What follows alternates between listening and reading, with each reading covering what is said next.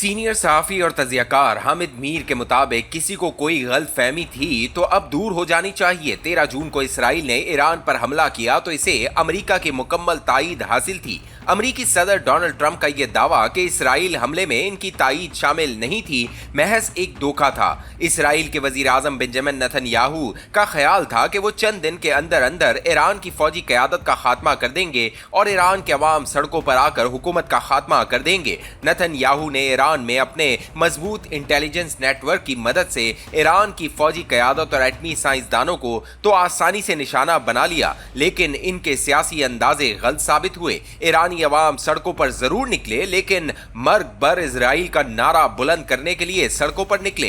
Iran ने न सिर्फ इसराइल के खिलाफ भरपूर मजम्मत की, बल्कि ईरानी मिसाइलों ने इसराइल के एयर डिफेंस सिस्टम के नाकाबिले शिकस्त होने के तस्वुर को भी चकनाचूर कर दिया। और जब ईरानी मिसाइल तल अवीव में गिरना शुरू हुए तो एक तरफ तमाम मुस्लिम ममालिक ने ईरान की हिमायत शुरू कर दी, तो दूसरी तरफ डोनाल्ड ट्रंप गुस्से में आग बगोला हो गए। ट्रंप कनाडा में G7 ममालिक का इजलास अधूरा छोड़कर वापस वाशिंगटन आ गए और उन्होंने ईरान को धमकी आमेज बयानात देने शुरू कर दिए। इन बयानात ने ट्रंप की अमन पसंदी का बांडा फोड़ दिया। सच तो यह है कि ईरान के रहबर अली खामनेई को धमकी देकर और गैर मशरूत सरेंडर जैसा जारहाना बयान जारी करने के बाद ट्रंप इस जंग में कूद चुके हैं। दूसरी तरफ चीन ने ट्रंप के बयान को जंग की आग पर मजीद पेट्रोल छिड़कने के मुतरादिफ करार दिया है। ईरान के खिलाफ ट्रंप के जारहाना बयानात को अमेरिकी कांग्रेस के कई अरकान ने मुस्तरद कर दिया है, क्योंकि किसी भी मुल्क के खिलाफ ऐलान जंग के फैसले का इख्तियार अमेरिकी सदर के पास नहीं, कांग्रेस के पास है।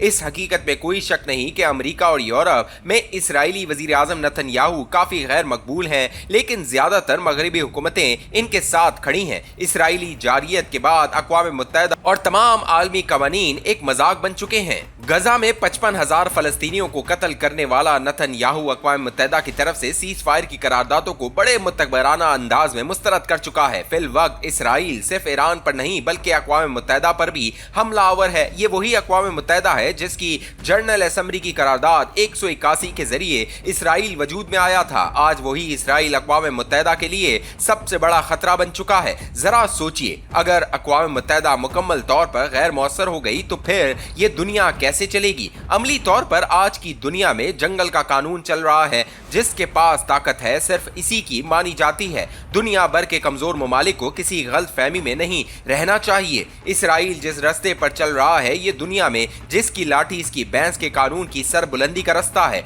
ये कानून अक़वाम मुत्तहिदा के चार्टर की नफी है, लिहाजा दुनिया को उठना होगा, अक़वाम मुत्तहिदा को बचाना होगा, वरना दुनिया के हर खित्ते में कोई ना कोई इसराइल की तरह अपनी हवस मुल्कगिरी को कानून बनाकर नाफिज कर देगा। अक़वाम मुत्तहिदा को बचाने का एक ही रास्ता है, ईरान के खिलाफ इसराइली जारियत के मुखालिफ ममालिक मुश्तरका तौर पर अक़वाम मुत्तहिदा की जनरल असम्बली में ये करारदाद लाएं कि इसराइल इसी जनरल असम्बली की करारदाद 181 के तहत कायम हुआ, लेकिन इसराइल इस करारदाद पर अमल दरामद नहीं कर रहा, लिहाजा ये करारदाद वापस ली जाए। सवाल ये है कि क्या अक़वाम मुत्तहिदा अपनी करारदाद वापस ले सकती है? जी हाँ, ऐसी मिसाल मौजूद है। 10 नवंबर 1975 को जनरल असेंबली ने करारदाद 3369 के जरिए सेहूनियत को नस्ल परस्ती की एक शक्ल करार दिया। इस करारदाद के हक में 72 वोट थे और मुखालफत में 35 वोट आए, जबकि 32 ममालिक ने वोट नहीं दिया था। कबल अजी 1973 में जनरल असेंबली करारदाद 3151 के तहत नस्ल परस्ती की मजम्मत कर चुकी थी। 1991 में मैड्रिड में इसराइल और फलस्तीन क़यादत में मुज़ाकरात की कोशिश शुरू हुई तो इसराइल ने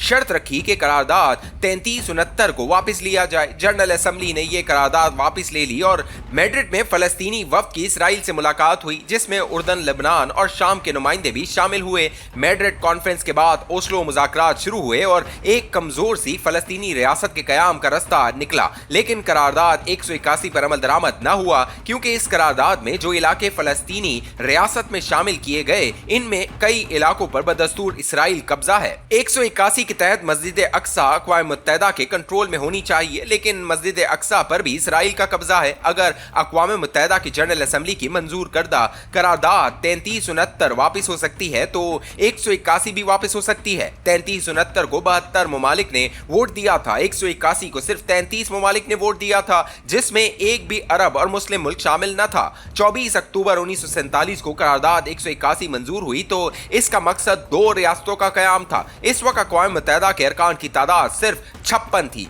जिसमें से 33 ने हिमायत की और 13 ने मुखालफत की थी, जबकि 10 ममालिक ने वोट नहीं दिया था। आज अक़वाम मुत्तहिदा के अरकान की तादाद 193 है। बैनुल अक़वामी कवानीन के माहिरीन की एक बड़ी तादाद इस राय से इत्तफाक करती है कि करारदाद 181 दरअसल अक़वाम मुत्तहिदा के चार्टर की खिलाफ वर्जी है। लिहाजा इस करारदाद को वापस लेकर मसले फ़लस्तीन के हल के लिए अक़वाम मुत्तहिदा में दोबारा बहस की जाए और मसले फ़लस्तीन के हल के लिए कोई नई करारदाद लाई जाए। याद रखिए कि 181 को बानी पाकिस्तान कायदे आज़म मोहम्मद अली जिन्ना ने भी मुस्तरद कर दिया था और 8 दिसंबर 1947 को अमरीकी सदर टुरमैन के नाम लिखे गए एक खत में इस करारदाद को यूएन चार्टर की खिलाफ वर्जी करार दिया था। करारदाद 181 में वाज़े तौर पर कहा गया है कि यरूशलेम शहर न इसराइल का हिस्सा होगा न फ़लस्तीन का हिस्सा होगा। इस शहर का इंतजाम अक़वाम मुत्तहिदा चलाएगी, लेकिन 1967 से इसराइल ने यरूशलेम और मस्जिद अक्सा पर कब्जा कर रखा है। अक़वाम मुत्तहिदा की सिक्योरिटी काउंसिल ने 22 नवंबर 1967 को करारदाद 242 के तहत इसराइल को यरूशलेम समेत तमाम मकबूजा इलाके खाली करने के लिए